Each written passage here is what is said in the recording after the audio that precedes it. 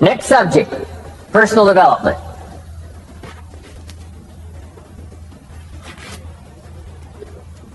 Some of the things Mr. Shope taught me starting at age 25, some things came quickly, some things came easily. Setting goals, that was easy. We're going to talk about that later on. But this one I had to struggle with, personal development. It was hard for me to give up my old blame list. It was so comfortable blaming the government and blaming my negative relatives and the company policy, unions, wage scale, economy, interest rates, prices and circumstances and all that. That was difficult for me to give up. That was quite a transition for me to make, and blaming myself. But Mr. Shope started out with something very, very important. Let me give that to you.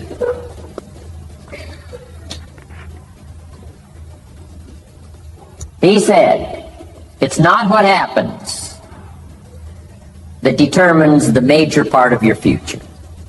It's not what happens. What happens, happens to us all.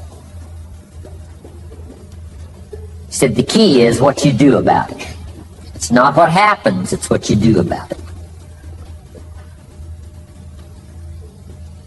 And he said if you will start that process of change, do something different the next 90 days than you did the last 90 days, like picking up the books to read. Do something different, like the new health disciplines, relationship with your family, whatever it is, doesn't matter how small it is. If you'll start doing different things with the same circumstances, since we cannot change the circumstances, but we can change ourselves. We can change what we do. And then he gave me another secret to success when he said, what you have at the moment, Mr. Rohn, you've attracted by the person you've become.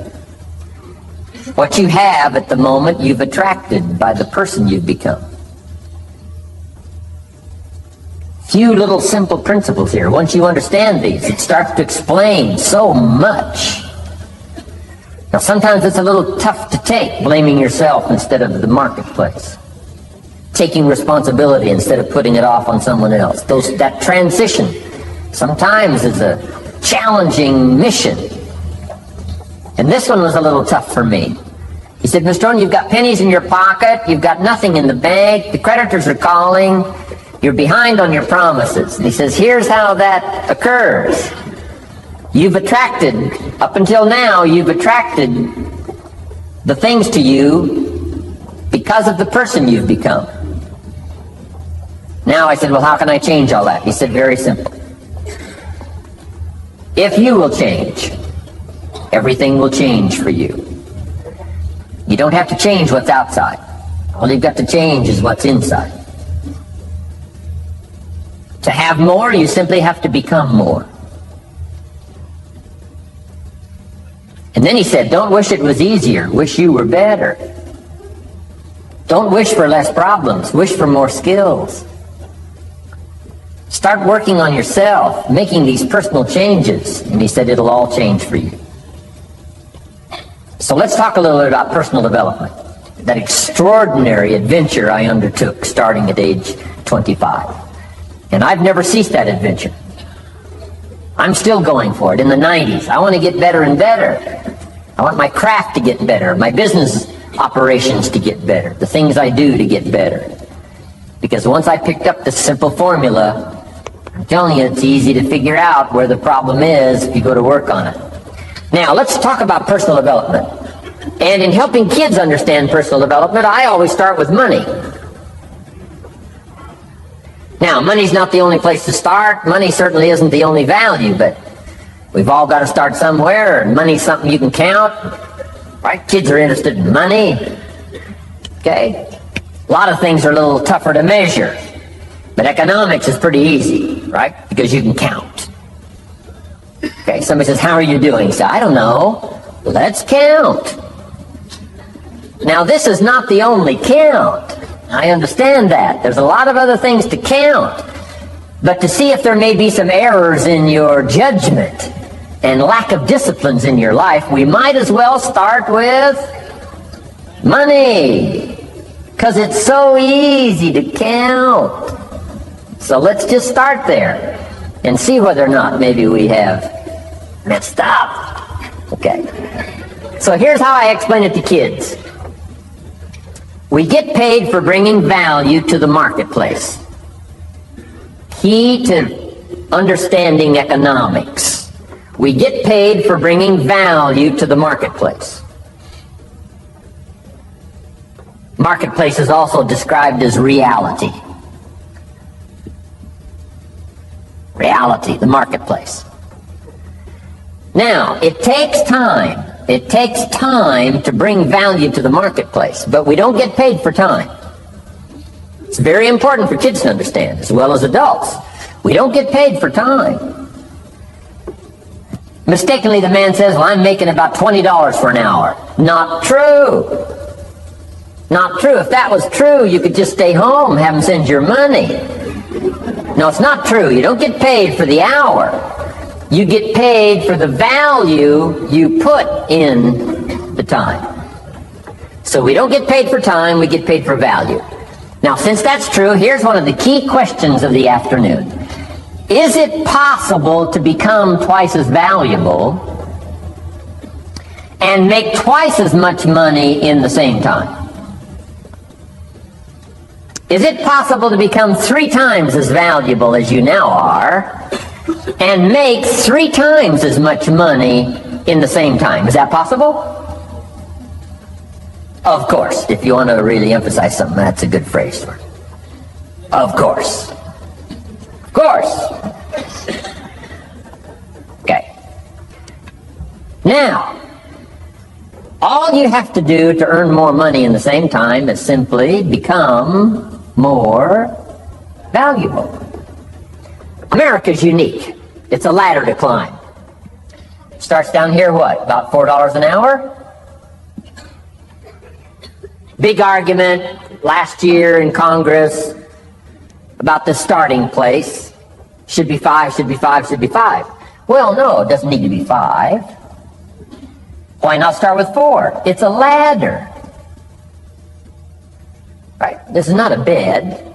This is a ladder. It's a ladder to climb. Starts at $4. Now somebody said, well, should be 5, should be 5. Well, maybe. If you're going to stay at the bottom for the rest of your life, it probably should be 5. But that's kind of a pitiful way to live. Start and not grow. Start and not change. Start and not become more valuable. Hey, the whole scenario of life is to start, number 1, and what? Become more valuable, number 2. So America's a ladder to climb. Starts at $4 an hour, and the more valuable you become, you just keep moving up the ladder. Top income last year, what, 52 million? Guy that runs Disney? Would a company pay somebody for 1 year's work $52 million? And the answer is, of course. This is one of those of course places. Of course. If you help a company make $1 billion, would they pay you $52 million? The answer is, of course. It's chicken feed. I mean, it's not much money. Now, why that much money? Because he has become so valuable. Now, why would we pay somebody only $4 an hour? They're not very valuable to the marketplace. Now, we got to make that distinction, to the marketplace. Might be a valuable brother, a valuable member of the community, valuable member of the church, valuable member in the sight of God, to the human family, of course, those kind of values. But to the marketplace, which is called what? Reality. Reality is, if you're not very valuable, you don't get much money. Those are called the facts. I mean, that's how that is. Well, then how do you get more money? Simple answer. Somebody says, well, I'll go on strike for more. Well, here's a major problem with that. Here's a major problem with that. You can't get rich by demand.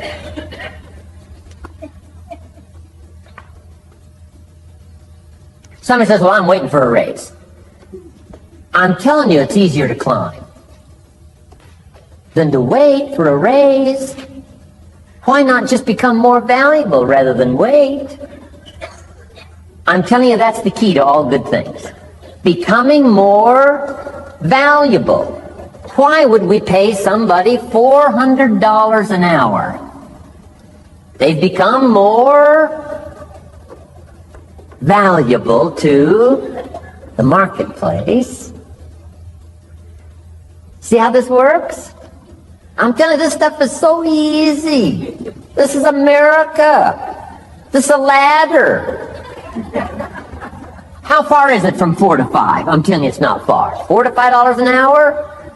If you work for McDonald's, haul out the trash, they'll pay you $5 an hour. If you whistle while you haul out the trash, they'll pay you $5 an hour. I'm telling you. You'll get an extra $1 just for a good attitude. Yay, McDonald's. Wear the hat. It's incredible. $5. And then you just keep becoming more valuable, more valuable, more valuable. I got a telephone call 5 years ago. The company said, we're ready to expand internationally. We need some help. I was sort of semi-retired. Right? Looking for the next exotic beach. They said, no, Mr. Rohn, we got a project for you. Right? Going to expand internationally. We could use your help. Next little while, we'll add some millions to your fortune, make it worth your while. I said, okay. I thought later, isn't that interesting that they called me? My second thought was, of course they'd call me. Who else would they call? I mean, I can get the job done. Now, how come I got a telephone call worth millions? I had become valuable. Now, I'm a farm boy from Idaho. I was raised in obscurity. 1 year of college, and I thought I was thoroughly educated. Made all kinds of mistakes galore. At age 25, the creditors are calling me saying, hey, you told us the check was in the mail. I got pennies in my pocket. I got nothing in the bank. I'm behind on my promises. How come I get a telephone call 5 years ago and it's worth millions? I changed. I turned my life around. Is it possible to become worth millions? Speaking economically, now there's a lot of values to become, but let's just talk economics. Is it possible to become that valuable? And the answer is, of course. Now let me give you the secret. She'll say, here's the secret, Mr. Rohn. Learn to work harder on yourself than you do on your job. Once I got that, it turned my life around. Learn to work harder on yourself than you do on your job.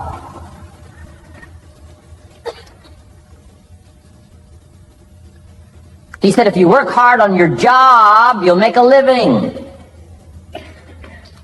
If you work hard on yourself, you can make a fortune. If you would have known me at age 25, you would have said, Jim Rohn's a hard worker. If you'd have known me, you'd have said that. I'm the guy, I don't mind coming a little bit early, staying a little bit late, I don't mind that. You'd have said, well, Jim Rohn's a hard worker. You say, well, how come he's got pennies in his pocket and nothing in the bank and behind on his promises? Well, I was a hard worker, but I was working hard on my job, not on myself. I'm telling you, if you'll learn that simple little principle and start the process today, latest tomorrow, I'll give you tonight to think it over. And start this whole process of personal development, work on yourself, make yourself more valuable to the marketplace. I'm telling you, you can so dynamically change your income, and economics is the least of the values that you can start earning in terms of equity if you'll start working harder on yourself than you do on your job. Work hard on yourself and develop the skills. Work hard on yourself and develop the graces. All of the stuff necessary to become more valuable to the marketplace. I'm telling you, your whole life can explode into change. Promotions, no problem. Becoming more valuable to the company, I'm telling you, no problem. Money, no problem. Economics, no problem. Future, no problem. If you just go to work on the right thing. Not get things out there to change. Don't try to change the seed. Don't change the soil. Don't change the sunshine. Don't change the rain. Don't change the mix of seasons. Let the miracle of everything that's available work for you, and start working on the inside. Work on your philosophy. Work on your attitude. Work on your personality. Work on your language. Work on the gift of communication. Work on all of your abilities. And if you'll start making those personal changes, I'm telling you, everything will change for you. Now, let me give you another scenario on personal development. It's called the 4 major lessons in life to learn. Before we get to the 4 major lessons in life to learn, let me give you a key phrase for your notes. Here it is. Life and business is like the seasons. Life and business is like the seasons. Frank Sinatra sings, life is like the seasons. Now, here's one of the key phrases that changed my life. Starting at age 25, you can see this whole scenario. Personal development for me began. I've never been the same since. Here's the next key phrase. You cannot change the seasons, but you can change yourself. You can't change the seasons, but you can change yourself. My best hope, right? When I'm 25 years old, my best hope was to go through the day with my fingers crossed saying, I sure hope things will change. I sure hope things will change. It seemed to be my only way for my life to get better if things would change. Here's what I discovered. It isn't going to change. It isn't going to change. I did a seminar one time for Standard Oil executives and management in Honolulu, now known as Chevron. And we're talking economics one day around the conference table.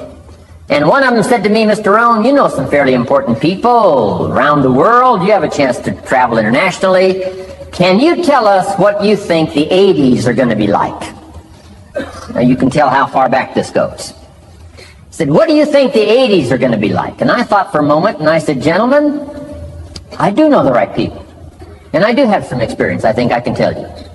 So they all leaned in a little closer, and I said, gentlemen, based on the people I know and based on the best of my own experience, I think in the 80s it's going to be about like it's always been. Aren't you glad you came today? I mean, that's inside stuff. I don't just spread that around everywhere. It's going to be about like it's always been. It isn't going to change. To hope that it'll change is called whistling in the wind. Being so naive, hoping for something that isn't going to occur.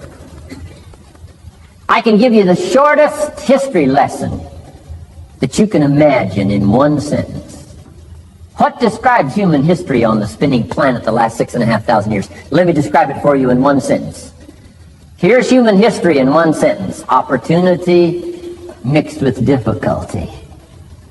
That's about as simple as you can put it. And opportunity mixed with difficulty isn't going to change. The man says, well, if it isn't going to change for the future, if it isn't going to change in the 90s, how will my life ever change? Answer, when you change. And if you will change, everything will change for you. Your bank account will change, your income will change, your future will change, the ability to acquire your dreams will change, it'll all change if you will change.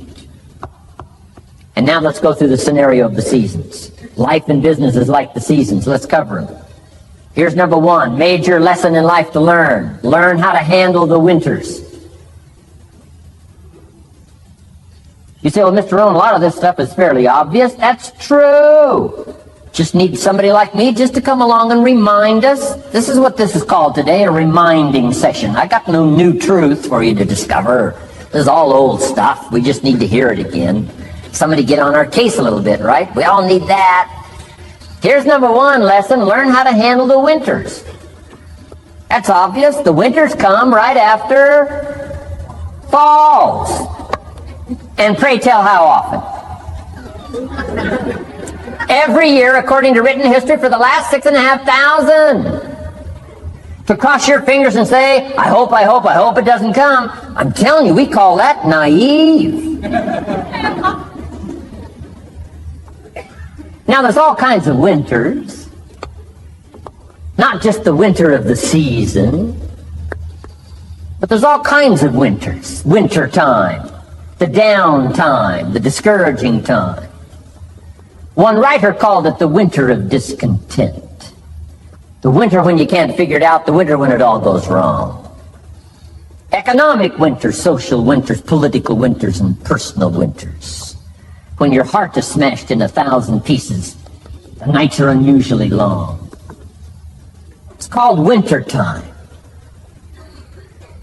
Barbra Streisand sings, it used to be so natural to talk about forever, but used to be's don't count anymore. They just lay on the floor till we sweep them away. You don't sing me love songs. You don't say you need me. And you don't bring me flowers anymore. A song of winter.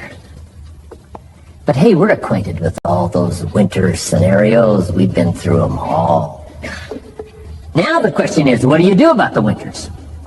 Well, you can't get rid of January by tearing it off the calendar.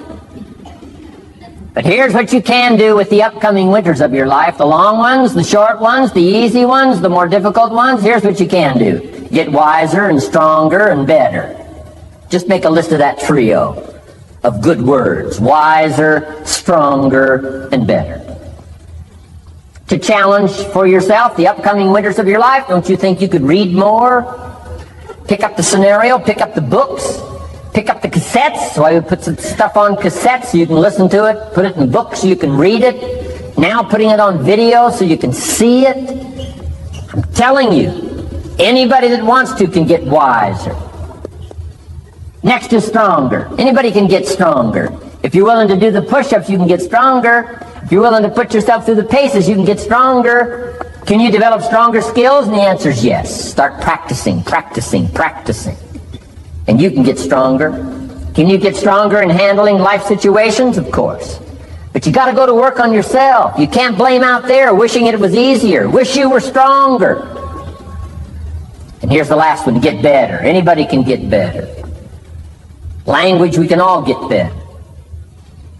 I've been lecturing now for 33 years, and I'm telling you, today versus 33 years ago, I'm better. First time I gave a talk, I stood up, my mind sat back down. I mean, I've been through that whole deal. Opened my mouth, nothing came out for a while. My knees are banging together, the sweat's pouring off my face, I'm shaking like a leaf. It's called terror, in case you haven't tried it. Those first attempts. But I'm telling you, I got through it, and I did it again, and I got through it, and I did it again, and I got through it. And now, of course, I can lecture for a few hours in one day. Anybody can get better. Develop the skills. Okay? Handle the upcoming winters. Don't wish away the winters. That's called naive. Wish for the skills. Wish for the strength. Wish for the wisdom. Here's the second major lesson in life to learn. Learn how to take advantage of the spring. Uniquely enough, spring follows winter. And pray tell how often? 6,500 times. I mean, those are good odds. I'd gamble on it one more time. I mean, those are good odds. Every time. You can't beat those odds. Spring is called opportunity. Another day is called opportunity. Days follow nights. How about that? And how often? Every day. But now here's what we must learn to do with opportunity. Underline two strategic words in that sentence. Take advantage. Just because spring comes is no sign you're going to look good in the fall. You've got to take advantage of it. You've got to do something with it. Read every book you can on what to do with your springs. What to do with your opportunities. What to do with your days. What to do with your chances. Don't miss the educational process. Don't miss the process of learning. To understand, opportunity keeps coming, but the key is taking advantage, taking advantage. Everybody in this room's got to learn to do one of two things. plant in the spring, or beg in the fall. And it doesn't mean you can't become a sophisticated beggar, but you don't need the reputation. Learn to plant in the spring, take advantage. And there's an urgency here on springtime because there's just a few springs, handful of springs offered to each of us. So take advantage swiftly and quickly. Don't just let the time pass. The Beatles wrote, life is very short. And for John Lennon, it was extra short. For Michael Landon, it was extra short. But life is short. At the longest, it's short. So don't just let the springs pass. Take advantage. Seize the day. Seize the moment. Seize the opportunity. That's the key. Springtime. Life is fragile. Life is brief. Elton John sings she lived her life like a candle in the wind. It's fragile, it's brief. Whatever you're going to do, you got to get at it. Don't just let it pass away. Here's major lesson number 3. In the summer, learn how to nourish and protect. We got 2 challenges in the summer in the personal development part of our life. And that is become capable and powerful enough in the summer and wise enough in the summer to nourish what's good and defend yourself against what's bad. Nourish and defend. The summertime is an interesting time. It holds the possibility of the promise of harvest time, but it also has the possibility of the threat. Sure enough, as soon as you planted your garden, the busy bugs and the noxious weeds are out to take it. And let me give you another word of advice. They will take it unless you prevent it. Summertime is an interesting time. Best as I can describe summertime, you got to nourish your values like a mother. Nourish like a mother. Go after the threat to the values you've got like a father. Deal with the weeds. Kill the weeds. Nourish the garden and kill the weeds. That's called summertime. What a challenging time. Give life like a mother. Take life like a father. Summertime. You got to deal with the negative as well as the positive. Summertime is a unique, complex mix of positive and negative. Opportunity and threat. What a scenario of life itself, opportunity and threat to the opportunity. And you got to deal with both. You got to think positive and you got to think negative. You got to handle what's ever out to threaten you. You got to learn to threaten it back. Summertime, interesting time. Nourish like a mother. Defend like a father. You got to be like your bloodstream in the summer. Red corpuscles to what? Nourish. White corpuscles to what? Fight. You've got to both nourish and fight. You've got to nourish and be vigilant. Okay. White corpuscles think negative. You can't just think positive. We call you naive. Somebody says, well, I've been taught to be all positive. You'd be some kind of freak. You can't be all positive. Thank God for white corpuscles that think negative all day. Guess what white corpuscles are looking for all day? Problems, infection. White corpuscles say, just show me some infection, I'll kill it. Why? It's out to kill the body. It's out to kill our chances. It's out to kill our future. Whatever threatens us, we threaten. I'm asking you to take sword to your enemies. Whatever's out to threaten you, threaten your health, you got to threaten it back. Like white corpuscles. Kill what's evil. Nourish what's good. Love like a mother. Hate like a father. Father says to whatever threatens his family, take 2 or 3 more steps toward this family and threaten my family, you'll cease to exist. I'm father, I kill.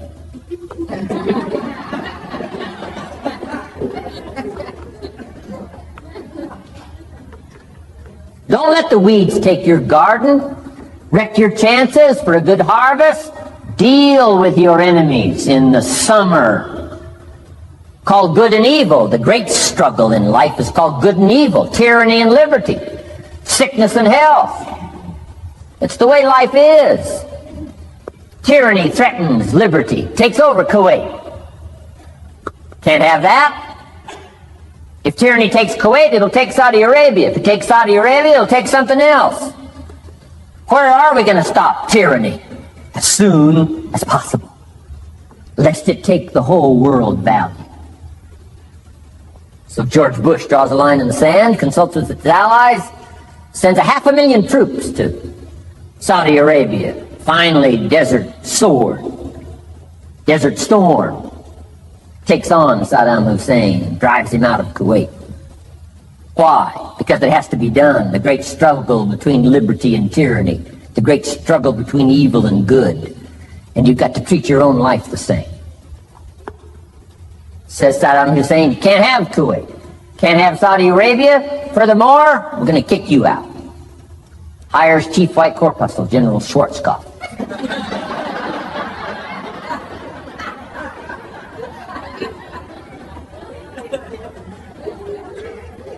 Takes care of the matter.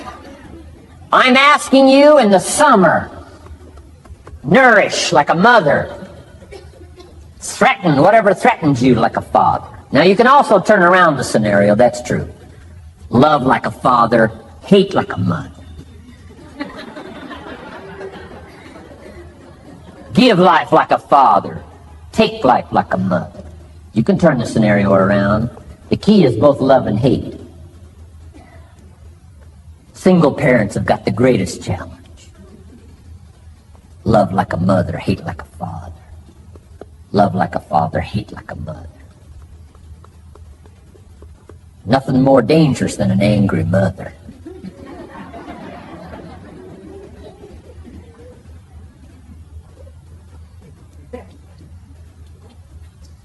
Beware the female species of the animal.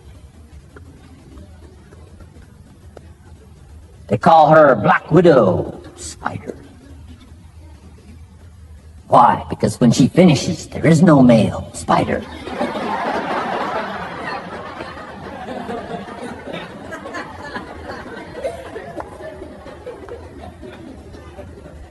I saw this article. I was flying on an airplane up in Canada. I saw this article in one of the airplane magazines. Showed a picture of this guy with his shirt off. These claw marks down his back, teeth marks in his neck. The guy almost got killed. He was out in the woods, saw a mama bear with her little cub. Said, oh, this looks cute. Had his flash camera, went flash, flash, took a picture. Mama bear treats it unkindly, promptly chases him. Caught him, almost killed him before they got to him. Beware, mama bear. So, love like a father, hate like a mother. However you want to treat this scenario, it's very important. It's called summertime. Part of the personal development challenge is to be challenged to learn to nourish all of your values, from a garden to a family relationship, to a love affair, to a marriage, to a business, anything that's valuable to you called equity. You got to nourish it, you got to feed it, you got to take care of it, but you've also got to defend it. It's called the way things are. Key. In the summer. Now here's number 4. Fourth major lesson in life to learn. In the fall, in the harvest. Learn to reap in the harvest without complaint. Important part of personal development. Reap in the harvest without complaint. Take full responsibility. Once you've learned this scenario, it's not the seed, it's not the soil, it's not the sunshine, it's not the rain, it's not the miracle of the giving of life, it's not the seasons that's to be criticized. We must take personal responsibility. So in the harvest, take personal responsibility. It's your crop. Whatever you've reaped, it's your crop. Take responsibility. No complaint. And here's the next one. No apology. The best of human maturity is no apology if you've done well, and no complaint if you haven't. Knowing that that's where the answers lie, within, and then without in the miracle of the possibilities that we have to work with. Those are the 4 major lessons in life to learn. Let's talk about some more parts of personal development. Here's the first one. Physical. The physical side. Got to take care of yourself. Do not neglect to take care of yourself. Good phraseology used in the Bible, in my amateur way, but let me put it to you best I can. Here's what it says. Treat your body like a temple. That's a good phrase, good suggestion. A temple meaning something you take extremely good care of. A temple, that's a good phrase. Treat your body like a temple, not a woodshed. A temple, a temple. Take good care. It's the only place you've got to live currently. The temple. Nutrition. My mother studied nutrition, passed it along to me. Passed it along my father, my children, my grandchildren. What a legacy that was. Learning to just take care of your stuff. Key phrase. Some people don't do well because they don't feel well.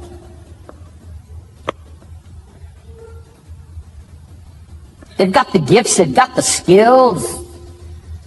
Maybe they just haven't taken care of themselves. They don't have the vitality. Key phrase, vitality is a major part of success. Vitality. So take care of yourself. I know a guy that raises racehorses. I'm telling you, the guy feeds his horses better than he feeds himself. He's so careful how he feeds his horses. He's so careful what they eat. He's so careful that they get everything. And because of that extreme care, I mean, these are magnificent animals. They can run like the wind. But you ought to see this guy.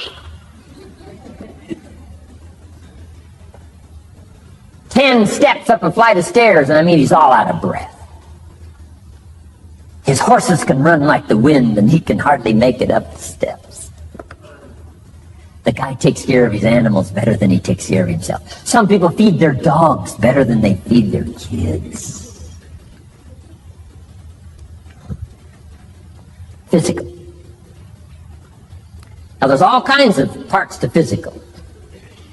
Here's one. Appearance is part of the physical. Never have a second chance to make a first impression. Physical side. And here's some of the best advice on appearance I can give you. Comes from ancient script again. It says, God looks on the inside, people look on the outside. Isn't that good information? Now you say, well, people shouldn't judge you by how you look. Well, let me give you a clue. They do. They do. You can't deal in these shoulds and shouldn'ts. You'll be tipped over the rest of your life.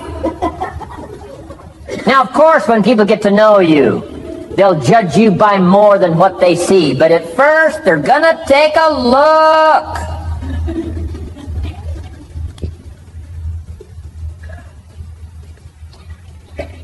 So, here's the best advice I can give you. Make sure the outside is a major reflection of what's going on inside. The physical side. A few minutes a day, stay healthy. A little bit of nourish, little bit of study on nutrition, stay healthy. Key. Now here's the next part of personal development, the spiritual part. I'm an amateur on the spiritual side. I do happen to believe that human beings are more than just an advanced life form.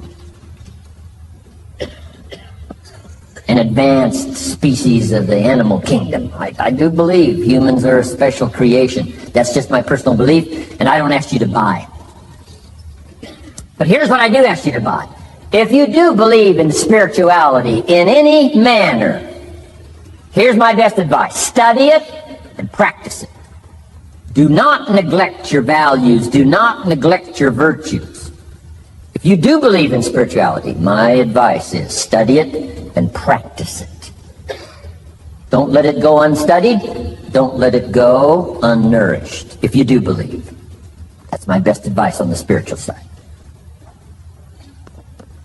Now here's the third part. The mental side.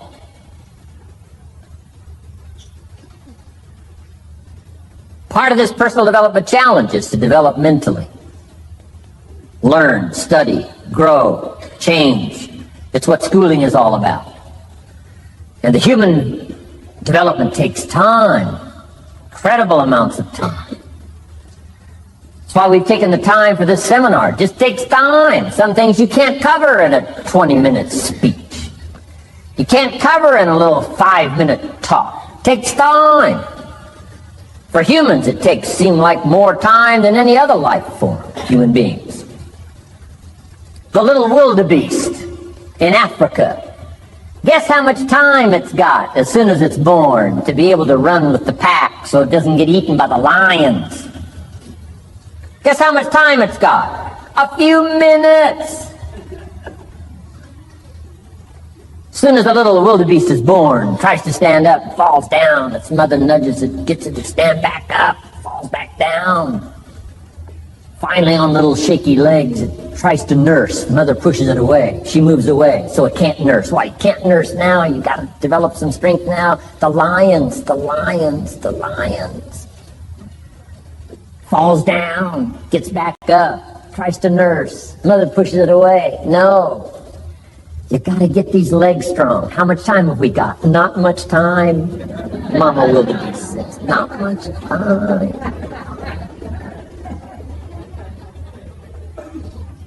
Not hours, not days, minutes. Wow. But the human baby, wow. After 16 years, we're not sure. Unbelievable amount of time it takes. So it does take time for personal development. It does take time for spiritual development, physical development. But here's also what takes time, and that's your mental development. Feeding the mind. Nourishing the mind. Some people read so little, they got rickets of the mind. They couldn't give you a good, strong argument as to their own personal beliefs. Here's one of the challenges we've got as parents, and that is to get our kids ready to debate the major life issues of the 90s. They've got to get ready to debate. We've spent this last couple of decades debating communism. Communism taught capital belongs in the hands of the state. We've been teaching, no, capital belongs in the hands of the people. Communism taught. People are too dumb and stupid to know what to do with capital. You got to take capital away from all the dumb, stupid people and give it to the all-knowing, all-wise state. And let the state run everything and let the people meekly show up for their work assignment. All glory to the state, communism taught. Kid says, well, is that right? No, all glory to the people. Let the state be the servant of its people, not the people be the servant of the state. I'm telling you, you got to be able to pick up those ideologies. You got to be able to pick up the philosophy. And here's the next part. You got to be able to defend it. If you can't defend your virtues and if you can't defend your values, I'm telling you, even in the 90s, you'll fall prey to philosophies that are not in your best interest. And we've got to help our teenagers, we've got to help our kids especially to be able to debate the major life issues, the political issues and the social issues, and the religious issues and the spiritual issues and the nutritional issues and the economic issues and all of the rest of the issues that are valuable for us to build the kind of equities we want. You got to get yourself ready. And one of the ways you got to get ready is not just physical and not just spiritual. You got to get ready mentally. And this is where Shoaff went to work on me, to be ready mentally, to develop the philosophy and also be able to defend your virtues and your values. Let's go through it. You need a good library. Shoaff got me started on my library. Here's one of the books he recommended. Think and Grow Rich by Napoleon Hill. Think and Grow Rich.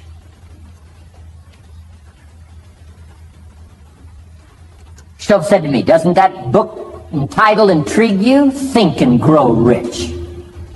Don't you have to read that book? Think and Grow Rich. I said, yes, sir. By Napoleon Hill. I went and found that book in a used bookstore. That's where I had to start. In a used bookstore. I paid less than 50 cents for it. I've still got it.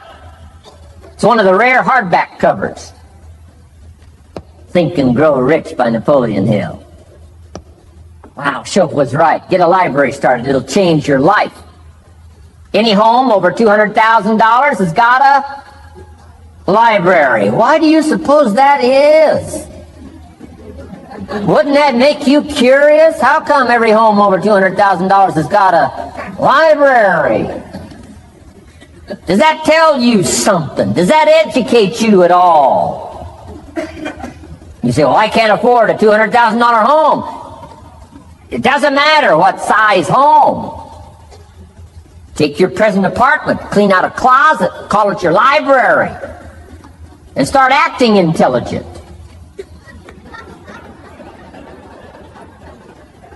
And start this process like I did. Start developing a library. Here's what your library needs to show, that you're a serious student of health and life, spirituality, culture, uniqueness, sophistication, economics, prosperity, productivity, sales, management, skills, values of all kinds. Let your library show you're a serious student. Don't be casual in learning. Don't be lazy in learning. Information is the key. Okay. Learning is the beginning of wealth. Learning is the beginning of health.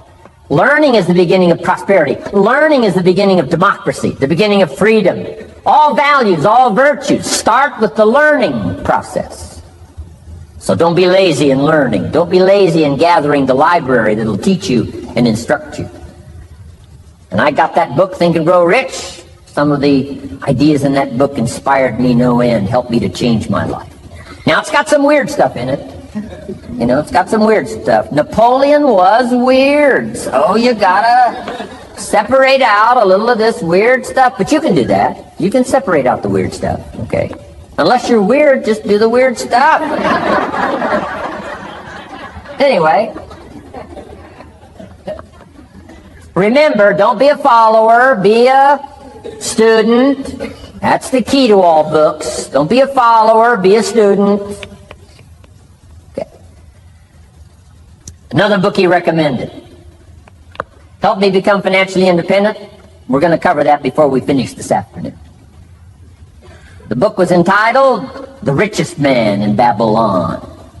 The Richest Man in Babylon by George Clason, C-L-A-S-O-N. This little book, The Richest Man in Babylon, I use it as a textbook teaching teenagers how to be rich by 40, living in America. 35 if you're extra bright. Much sooner if you find a unique opportunity. I got rich by the time I was 31, didn't wait till 35. You find a unique opportunity. So we'll get into that after we come back from our next break.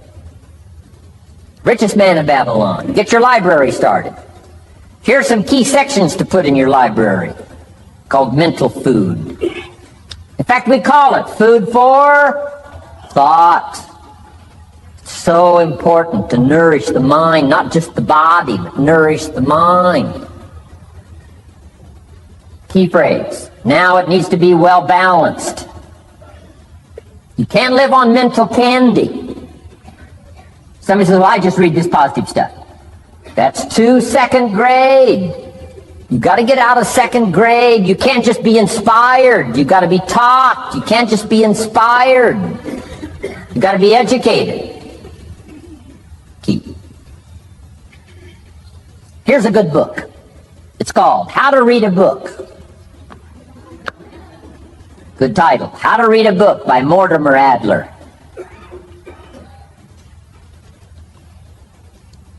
In this book, How to Read a Book, Mortimer, you know, is the chief editor of the new Encyclopedia Britannica. A good set of books, right, to have in your library. The Encyclopedia Britannica, chief editor, Mortimer Adler. He's in his 80s. He's still active, still writing books. I've got several of his books. The 6 Great Ideas, a lot of books, Mortimer Adler. But he wrote this book, How to Read a Book.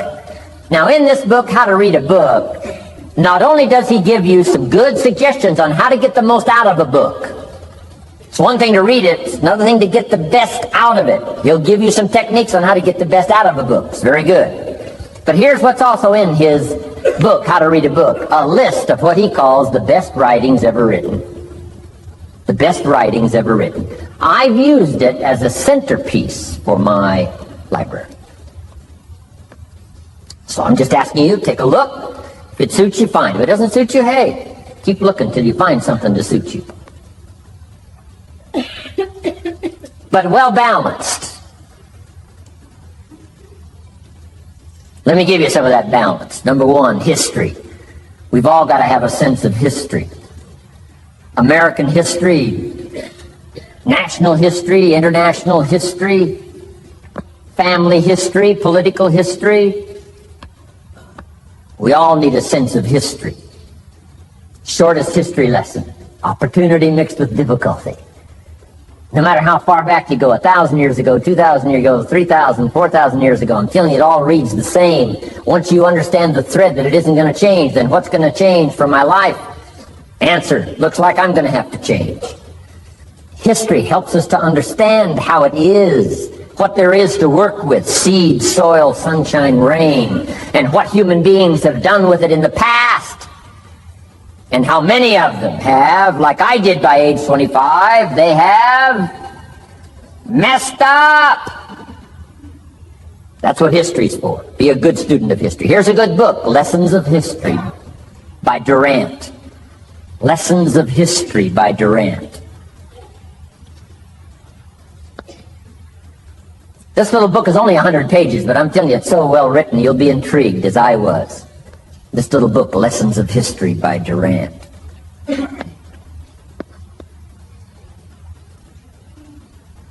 Next is philosophy. Durant also wrote a good book on philosophy. The Story of Philosophy. It's got a good rundown of the key philosophers of the last several hundred years, what they taught and some of the lives they lived. You might find it a little difficult, but hey, you can't just read the easy stuff. Key phrase to add here in parentheses, don't just read the easy stuff. You won't grow. You won't change. You won't develop. Tackle the more difficult stuff.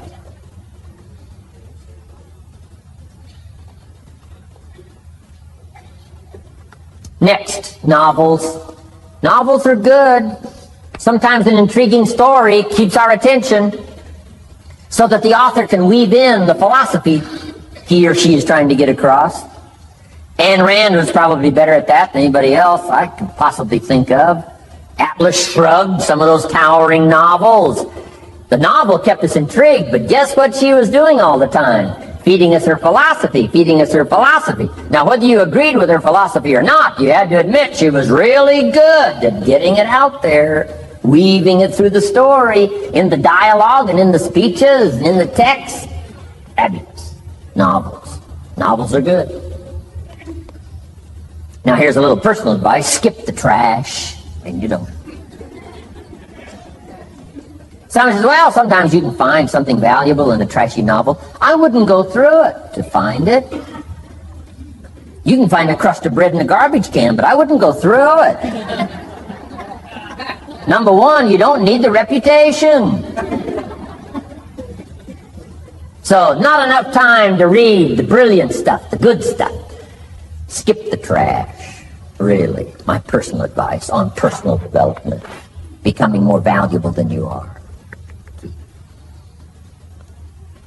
Next is biographies and autobiographies, the stories of successful people, unsuccessful people. There's some dramatic stuff. Right? Over the last 100 years, it's been written, biographies and autobiographies. Here's one of the best, the Bible. The Bible is a unique book because it's got a list of human stories on one side of the ledger, another list of human stories on the other side of the ledger. One's called examples, and the other's called warnings. And here's what we've got to have on biographies and autobiographies, both warnings and examples. In the Bible, the examples. The Bible says, look at these people's lives, follow them. Follow their philosophy, follow their advice. Then we got the warnings. Right? Don't do what these people did. They messed up their life and threw their life away. Vitally important, both sides of the scenario. Now, if your life story ever gets in one of those books, make sure they use it as an example, not a warning.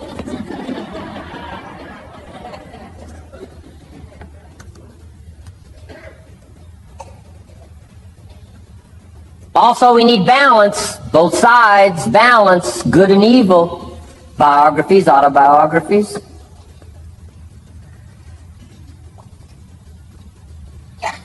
You need a book on Gandhi. You need a book on Hitler. One to illustrate how high a human being can go, and the other one to illustrate what?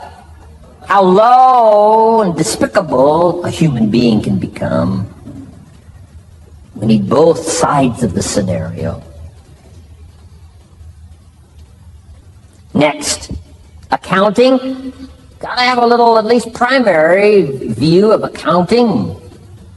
Kids have got to start learning the difference between a debit and a credit.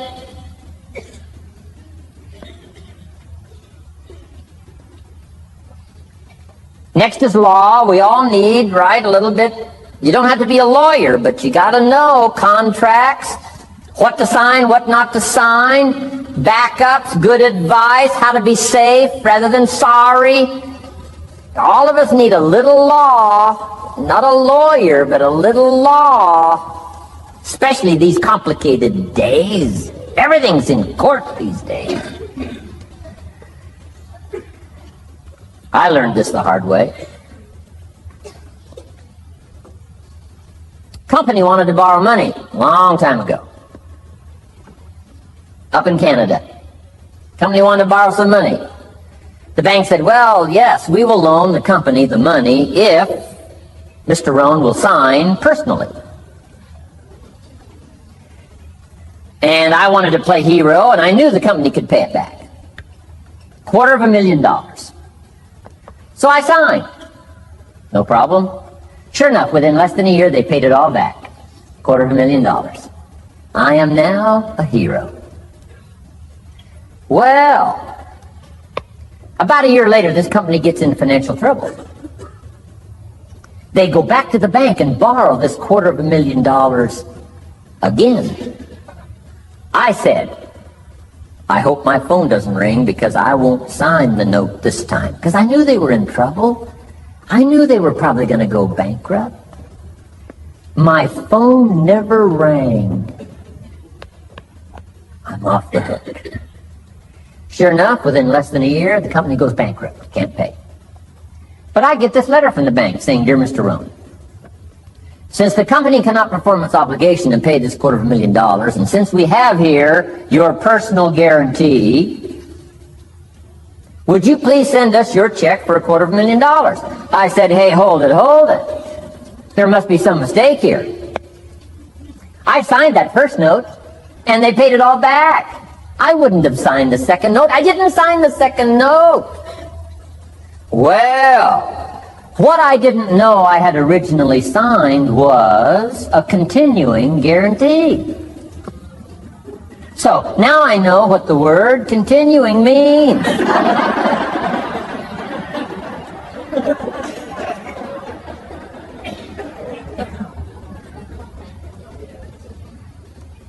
I'm asking you to study a little law, know what to sign, know how to defend yourself, right? Say, hey, we'll get back, don't sign too quickly. I mean, there's all kinds of things here. Be a student. Don't be lazy in learning. How to defend as well as nourish. How to grow as well as take care of your enemies. You got to learn. Let your library indicate that you're a serious student about personal relationships with your family, gifts and skills, economics, and all the rest. Here's the next one.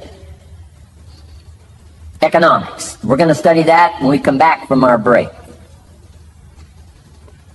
Economics. We're going to cover, especially for the kids today, how to become financially independent. We're going to let the adults listen. I've been teaching kids for the last 18, 19 years how to be rich by 40, 35 if you're extra bright. Most kids think they're extra bright. They go for 35. Or much sooner if you find a unique opportunity. We're going to get into that. Be a student of economics. Next, culture, sophistication. Don't leave that out of your life. Culture, sophistication. Culture is part of the fabric of the nation. Culture is what makes us different than dogs and animals. Culture is what makes us different from the barbarians. Culture, sophistication. Be a student of the dance and the art and the music and all the rest of those extraordinary human values that are possible for us all to participate in as well as to enjoy. Be a student of culture. And the last one is spirituality. Study it from the Bible and all the related books about spirituality. If you're a believer, study and practice. Let your library show you're a serious student. Next, keep a journal. Shoaff said, Mr. Rohn, not only be a student, but the good ideas that you develop from the books. Keep a separate journal. Write all this stuff down. Here's what he said. Don't trust your memory. If you're serious about becoming wealthy and powerful and sophisticated and healthy, and influential, cultured, unique, keep a journal. Don't trust your memory. If you listen to something valuable, write it down. If you come across something important, write it down. Write it down. Now, I used to take notes on pieces of paper and torn off corners and backs of old envelopes and restaurant placemats and long sheets and narrow sheets and little sheets and pieces and thrown in a drawer. Found out, best way, keep a journal. I've been keeping these journals now since age 25. It makes up a valuable part of my own learning, and it's a valuable part of my library. My own journals now form a good portion of my own library. The stuff. I'm trying to get kids to do like I do, be a buyer of empty books. Kids find it interesting I'd buy an empty book. Especially at my status in life. What did I pay for this one? $26. Kids say, $26 for an empty book? Why would you do that? Well, the reason I paid $26 is to press me, to see if I can't find something worth $26 to put in here. And I'm telling you, all my journals are private. But if you got a hold of one of my journals, you wouldn't have to look very far until you would say, this is worth more than $26. I must admit, if you got a glimpse of Mr. Rohn's journals, you'd have to say he is a serious student. Not just committed to his craft, but committed to life, committed to skills, committed to learning, to see what I can do with seed and soil and sunshine and rain and miracle and possibilities and turn it into equities of life and treasure, family relationships, enterprise, sales, management, gifts galore, everything you want, all available, especially in America.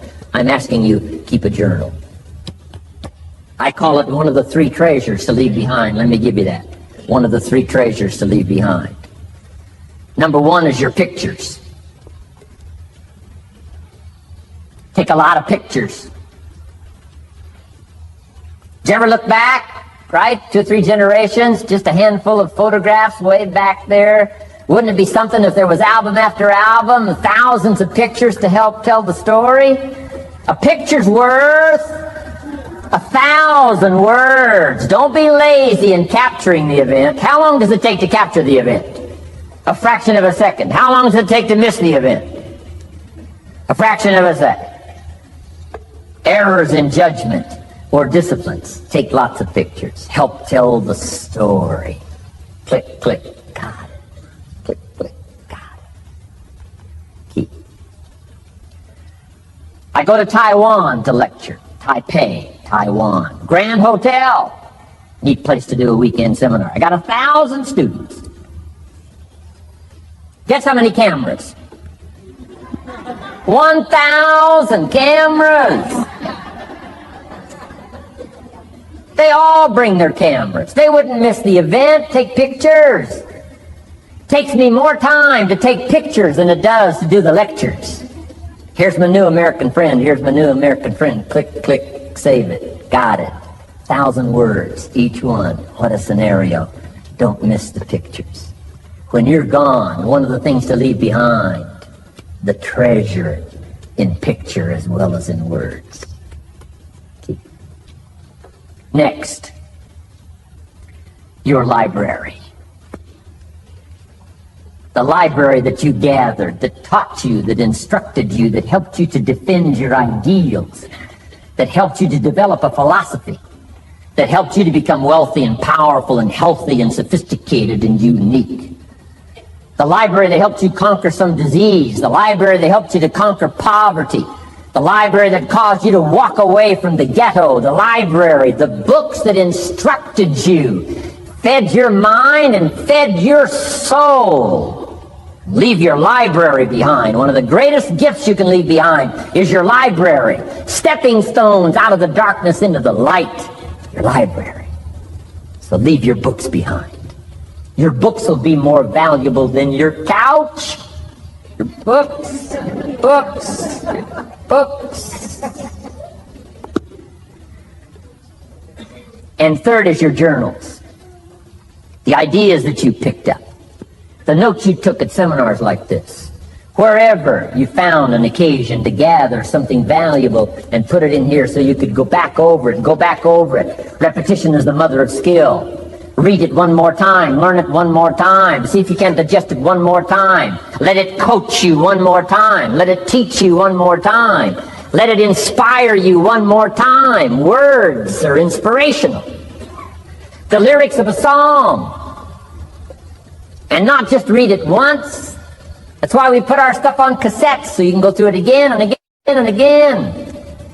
If you hear a beautiful song that does something to you, you don't say, well, that's enough. Don't need to hear that again. No. Wouldn't you want to hear it again, hear it again, hear it again? Let it instruct you. Let it feed you. Let it teach you. Take you on wings of emotional journeys. Wouldn't you want to do that again? The answer is yes. That's what's so important. And here's what's important, one of the things to leave behind, that's your journals. All the stuff you took the meticulous time to gather. One of the greatest proofs that you're a serious student. Taking pictures, that's pretty easy. Buying a book at a bookstore, that's pretty easy. Here's one that's a little more challenging.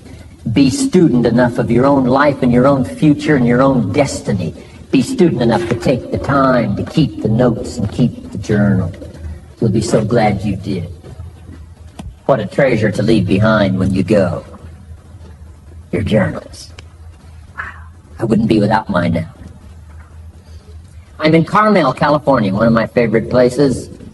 It's where I wrote my first book called Seasons of Life. I went to this little church one Sunday morning. First time I'd been there. Little small church, I don't know, 150 people. Classic sermon that morning. Classic sermon. One of the best I've ever heard in all of my life. I happened to be there. And I had my journal. While this sermon is going on, I can't believe it was so precise, it was so unique, it was so powerful. And I've got my journal, and I'm taking notes. Taking notes of this classic sermon. Guess how many other people were taking notes? Approximately, guess. How many do you suppose? It looked like, best as I could tell, I'm the only one taking notes of this classic sermon. Now, since I'm a stranger there, and it's the first time I've been there, and I'm taking these notes, people started looking, who is he and what's he doing? I started feeling just a little bit uncomfortable. I'm still writing. Now I'm feeling kind of like a spy, right? I could hear some of them say, he's going to get out of here with some of this stuff. And I did. I'm the guy that walked away with the stuff. I'm asking you to be no less sincere and be no less committed to the advancement of your philosophy, the set of the sail. Talk about have your best year ever this year, and then get ready for next year, your very best year ever, and they'll start being the best year after year. If you'll commit yourself to some of this simple stuff called personal development, start with a walk around the block. Start with the refinement of your philosophy. Start with the teaching of your own fabulous mind, where all the answers are. I can only give you a few answers from my own experience. The rest of all the magical answers are within the confines of your own mind. But it takes the books, it takes the cassettes, it takes the videos, personal conversation, sermons, lyrics from songs, dialogue from the movie. Let your heart be stirred by words. Find ways to capture. Part of your personal development quest. Now here's the last subject on personal development just before we take our break. Isn't this good stuff? I'm telling you, this stuff changed my life. Turned me every way but loose. I've never been the same since the teacher gave me some of this simple instruction. How to go from where you are to where you want to go. How to go from what you are to what you want to become. How to go from pennies to treasure. How to go from nothing to fortune. It's all within the confines of this stuff that I've been trying to share with you. Laboring best I can. Words are clumsy when you try to in your experience. But I'm doing my best today, and I'm excited about it. Appreciate you taking all these good notes. Good students today. I appreciate that.